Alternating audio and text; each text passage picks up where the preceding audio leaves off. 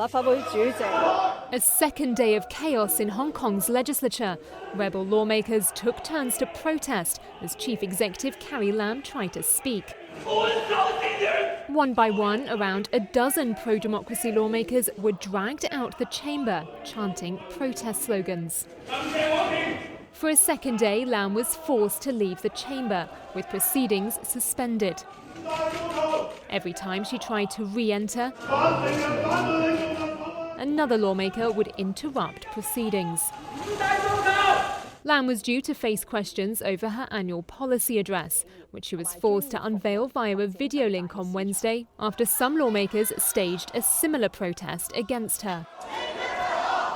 The protests, which began over a now withdrawn extradition bill with China, have caused months of disruption inside this building.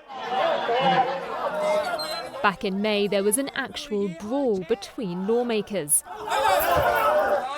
In July, black-clad protesters broke in and ransacked the building. And now, even after its restoration, it's far from business as usual. By the end of Thursday's session, only a handful of pro-democracy lawmakers remained sitting. Their colleagues had all been chased out the room. The sounds of protest have become a familiar noise in the city. And heading into the weekend, one of the city's biggest pro-democracy groups have another peaceful march planned.